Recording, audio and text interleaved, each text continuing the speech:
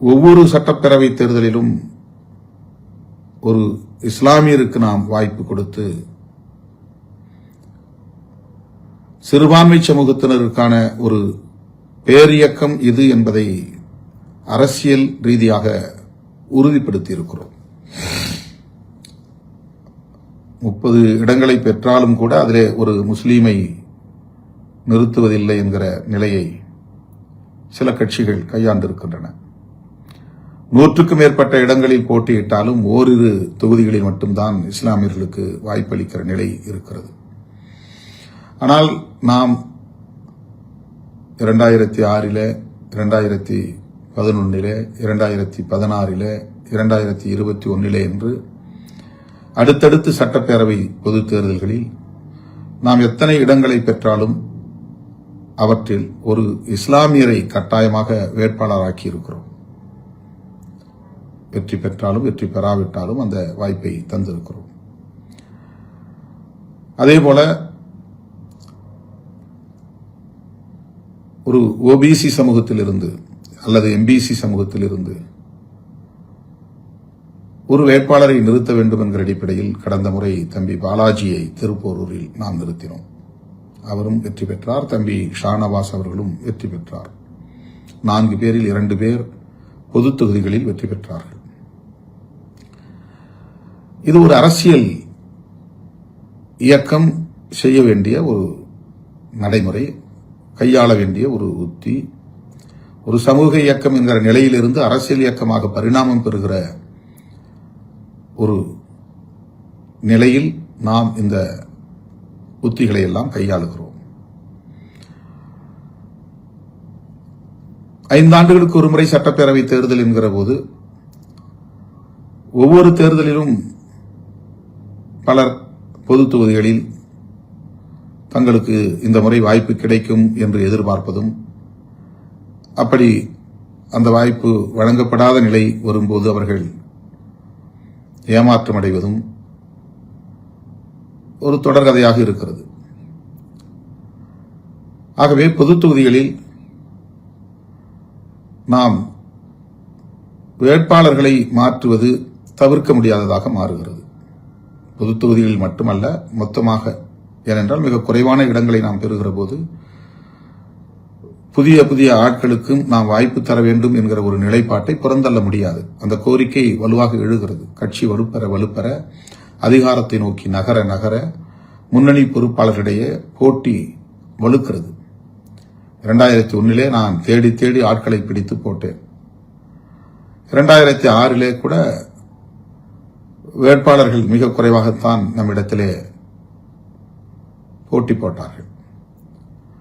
ஆனால் 2011 அதிகரித்தது, 16 இன்னும் அதிகரித்தது, 21 மேலும் ஒரு தொகுதிக்கு 10 பேர் என்கிற அடிப்படையில் போட்டி அதிகரித்தது. இப்போது 2026 சட்டப்பேரவை பொதுத் தேர்தலில் 2050 பேர் 234 தொகுதிகளில் இருந்தும் விருப்ப மனுக்களை வழங்கியிருந்தார்கள். அதிலே வட மாவட்டங்களில் ஒரு தொகுதிக்கு 100 பேர் 150 பேர் என்கிற அடிப்படையிலே விருப்ப மனு செய்திருந்தார்கள். அதில் ஒரு சிலர் ஒருவருக்கே 10 விருப்ப மனு 15 விருப்ப மனு என்றெல்லாம் கொடுத்தார்கள். என் பெயரில் மட்டும் பல தோழர்கள் கிட்டத்தட்ட 100க்கும் மேற்பட்ட விண்ணப்பங்களை செய்திருந்தார்கள். ஆக 2026 விருப்ப மனு கொடுத்தவர்களின் எண்ணிக்கை பெருகி இருக்கிறது. அந்த போட்டி என்பது அதிகரித்திருக்கிறது. வெறும் 5000 ரூபாய் விருப்ப மனுக்கு நாம் செலுத்த வேண்டும் என்று சொல்லியிருந்தோம். அதன்படி பார்த்தால் ஏறத்தாழ 1.25 கோடி ரூபாய் அந்த விருப்ப மனு செலுத்தியதிலேயே வங்கி கணக்கில் சேர்ந்தது. அந்த 1.25 கோடி ரூபாயில் 1 கோடி ரூபாயை எடுத்து நாம் தேர்தல் செலவில் பயன்படுத்தினோம். வேட்பாளர்களுக்கு தலா 10 லட்சம் உடனே நான் காசோலை மூலமாக வழங்கினேன். இது நம்முடைய தோழர்கள் சொந்த பணத்திலிருந்து கட்சிக்கு என்று செலுத்திய தொகை. இதை உங்களுக்கு நான் வழங்குகிறேன். அவர்களை நெஞ்சிலே நிறுத்திக் கொண்டு இந்த பணத்தை எடுத்துச் செல்லுங்கள். நம் தோழர்கள் கொடுத்த பணம் இது எங்கும் நன்கொடையாக திரட்டிய பணம் இல்லை என்றெல்லாம் சொல்லியே கொடுத்தேன். ஆக போட்டி நாளுக்கு நாள் ஒவ்வொரு தேர்தலிலும் அதிகரிக்கிறது. அப்படி அதிகரிக்கிற போது புதிய முகங்களுக்கு வாய்ப்பு தர வேண்டும் என்பதை ஒரு நிலைப்பாடாக நாம் எடுக்க வேண்டிய ஒரு கட்டாயம் எழுகிறது. அந்த அடிப்படையில் தான் பொது தொகுதிகளில் வென்ற தம்பி ஷானவாஸ் அவர்களுக்கும் தம்பி SS பாலாஜி அவர்களுக்கும் இந்த முறை நான் வாய்ப்பு தர இயலாமல் போனது. ஆனால் அதற்கு வெவ்வேறு காரணங்களை பலரும் சமூக ஊடகங்களில் எடுத்துச் சொன்னார்கள், விவாதித்தார்கள். அது உண்மையல்ல. அந்த காரணங்கள் எதுவும் உண்மையல்ல. திமுக கூட்டணியில் உறுதியோடு இருப்போம் என்ற முடிவை திருமாவளவன் தான் எடுக்கிறான். திமுக கூட்டணியில் விடுதலை சிறுத்தைகள் கட்சி நீடிப்பதற்குரிய காரணங்களை திருமாவளவன் தான் விளக்குகிறான். அதை பின்பற்றிதான் இயக்கத்தோழர்கள், நம்முடைய சட்டமன்ற உறுப்பினர்கள் 4 பேருமே சட்டமன்றத்தில் பேசினார்கள். அது எனக்கு எப்படி முரண்பாடானதாக இருக்க முடியும்? அது முற்றிலும் தவறான ஒரு கருத்து. அவர்களுக்கு வழங்கப்படவில்லை என்ற ஒரே காரணத்தை வைத்து திமுகவுக்கு அவர்கள் நெருக்கமாக இருந்தார்கள், அதனால்தான் 3 பேருக்கும் பனையூர் பாபு உட்பட வழங்கவில்லை என்று சொன்னார்கள். இது முற்றிலும் தவறானது என்பதை ஏற்கனவே நான் விளக்கிவிட்டேன். புதிய முகங்களுக்கு வாய்ப்பு தர வேண்டும் என்பது ஒவ்வொரு கட்சியிலும் இருக்கிற நடைமுறைதான். திராவிட முன்னேற்ற கழகத்திலே கூட 60 பேருக்கு புதிய முகங்களுக்கு 60 புதிய முகங்களுக்கு வாய்ப்பு தந்திருக்கிறார்கள். அப்படி என்றால் 60 பேர் பழைய சிட்டிங் MLAs. அந்த வாய்ப்பு மறுக்கப்பட்டிருக்கிறது. அதை பற்றி யாருமே பேசவில்லை. விடுதலை சிறுத்தைகளை பற்றி மட்டும் பேசுகிறார்கள். ஏனென்றால் அவர்கள் எடுத்த முயற்சிக்கு திருமாவளவன் இணங்காமல் திமுக கூட்டணியை கட்டுக்கோப்பாக வைத்திருப்பதற்கு முதன்மை காரணியாக இருந்திருக்கிறான் என்பதை அவர்களால் பொறுத்துக் கொள்ள முடியவில்லை, சகித்துக் கொள்ள முடியவில்லை. நம் மீது அவருடைய காழ்ப்பை கொட்ட வேண்டும், கக்க வேண்டும் என்பது அடிப்படை காரணம். கம்யூனிஸ்ட் கட்சிகளில் கூட சென்ற முறை வென்றவர்கள் இந்த முறை வாய்ப்பு மறுக்கப்பட்டிருக்கிறார்கள். யாரும் அதை பேசவில்லை. ஒவ்வொரு கட்சியிலும் இது நடைமுறையில் இருப்பதுதான். வெற்றி பெற்றவர்களுக்கே திரும்ப திரும்ப தருவது என்பது இயலாத ஒன்று. இந்த முறை அந்த 2 பேருக்கு 3 பேருக்கே மீண்டும் கொடுத்திருந்தால் புதிய 3 பேருக்கான வாய்ப்பு மறுக்கப்பட்டிருக்கும். ஆக இந்த முறை இஸ்லாமியர் ஒருவருக்கு, கிறித்தவர் ஒருவருக்கு வழங்க வேண்டும் என்கிற அடிப்படையில் தான் பன்ருட்டி ஒரு இஸ்லாமியருக்கும் திருப்போரூர் ஒரு கிறித்தவருக்கும் வழங்கப்பட்டிருக்கிறது. இதனுடைய நிலைப்பாடு.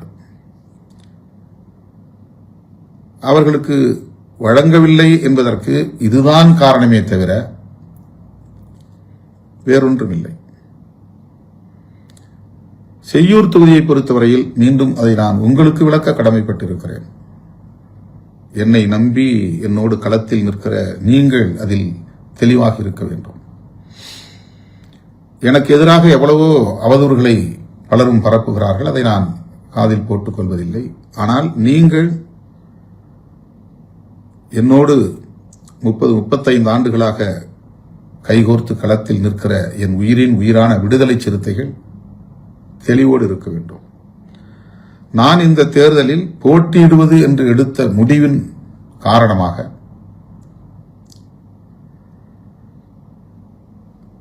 ஒரு அதிர்ச்சி அல்லது பலருக்கும் வியப்பை தருகிற ஒரு நிலை உருவானது. ஏன்? என்ன காரணம்? இவர் எம்பியாக இருக்கிறார். இன்னும் 3 ஆண்டுகள் பதவி காலம் இருக்கிறது. MP பதவியை ராஜினாமா செய்துவிட்டு சட்டமன்ற தேர்தலில் போட்டியிட வேண்டும் என்று ஏன் இவர் முடிவெடுத்தார்? பலரும் தங்களுடைய யூகங்களை எல்லாம் செய்திகளாக்கிக் கொண்டிருந்தார்கள். அதற்குரிய காரணங்களை நான் விளக்கியிருக்கிறேன். நான் தேர்தலில் போட்டியிடப் போகிறேன் என்பது குறித்து முன்கூட்டியே யாரிடத்திலும் நான் விவாதிக்கவில்லை. அதற்கு காரணம், அதிலே எனக்கு ஒரு 2வது கருத்தும் இருந்ததுதான். வேண்டாம் என்கிற 2ஆம் கருத்தும் இருந்தது. போட்டியிட வேண்டும் என்கிற ஒரு கருத்தும் இருந்தது. வேண்டாம் என்கிற ஒரு கருத்தும் இருந்தது.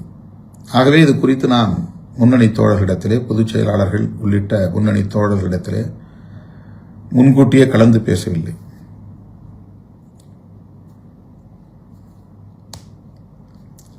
திடுமென நான் போட்டியிடுவதாக அறிவித்தேன். நம்முடைய தோழர்கள், முன்னணி தோழர்கள் பலரும் அதிர்ச்சி அடைந்தார்கள். மற்றவர்கள் எப்படியோ அது வேறு. நம்முடைய தோழர்கள் நான் போட்டியிடுவது என்று முடிவெடுத்ததும் காட்டுமன்னார்குடி தொகுதியில்தான் என்று அறிவித்ததும், அதனால் கட்சியின் பொதுச் செயலாளர் சிந்தனை செல்வன் அவர்களை செய்யூருக்கு மாற்றியதும், அதன் அடிப்படையில் இயக்கத் தோழர்கள் அதிர்ச்சிக்குள்ளானதும் ஒரு இயல்பான நிலைதான். நான் போட்டியிடுவதென்று முடிவெடுத்த பிறகு நான் 8 தொகுதிகளில் எந்த இடத்திலும் தலைவர் என்கிற முறையிலே போட்டியிட முடியும். பெரியகுளத்தில் கூட நான் போட்டியிடலாம், அல்லது செய்யூரில் கூட நான் போட்டியிடலாம். ஆனால் டெஸ்டட் அண்ட் ப்ரூவ்டு, சோதிக்கப்பட்டு நிரூபிக்கப்பட்ட வாக்கு வங்கி நமக்கு காட்டுமன்னார் கோவிலில் உள்ளது. அங்கே விண்ணப்பம் செய்துவிட்டு நான் 8 தொகுதிகளுக்கும் சுற்றுப்பயணம் மேற்கொள்ள முடியும், பிற தொகுதிகளுக்கும் சுற்றுப்பயணம் மேற்கொள்ள முடியும். அந்த வசதிக்காக காட்டுமன்னார்குடியை நான் தேர்வு செய்யும் போது சிந்தனை செல்வன் அவர்களை ஒரு பாதுகாப்பான தொகுதி செய்யூர் என்கிற அடிப்படையில் செய்யூருக்கு மாற்ற வேண்டியிருந்தது. ஆக அவரை செய்யூருக்கு மாற்றியதால் பனையூர் பாபுக்கு அங்கே வாய்ப்பு தர இயலவில்லை.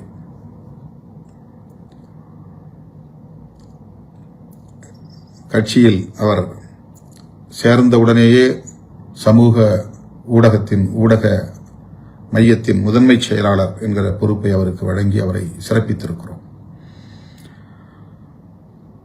அதன் பிறகு எத்தனையோ தோழர்கள் போட்டி போட்ட நிலையில் நீண்ட காலமாக என்னோடு பயணிக்கிற மூத்த தோழர்கள் வேட்பாளராக வேண்டும் என்று விரும்பிய நிலையில் அந்த தொகுதியில் பனையூர் பாபு அவர்களுக்கு ஒரு வாய்ப்பை தந்து சட்டமன்ற உறுப்பினராக்கியிருக்கிறோம்.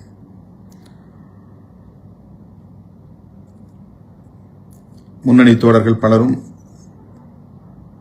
இப்படி கட்சிக்கு வந்த உடனேயே பலருக்கு வாய்ப்பை தந்து அவர்களை எல்லாம் அதிகார வலிமையுள்ளவர்களாக ஆக்குகிறீர்கள். எங்களை போன்றவர்கள் இப்படி இன்னும் அந்த இடத்தை தொட முடியாத நிலையில் இருக்க வைத்திருக்கிறீர்களே என்று அப்போது பேசியிருக்கிறார்கள், வருத்தப்பட்டிருக்கிறார்கள். அதன் பின்னர் வழக்கம் போல நான் எடுத்த முடிவுக்கு முழுமையான ஒத்துழைப்பை நல்கி அரும்பாடுபட்டு அந்த தொகுதிகளில் 4 இடங்களில் நாம் வெற்றி பெறுவதற்கு பணியாற்றியிருக்கிறார்கள், ஒத்துழைத்திருக்கிறார்கள்.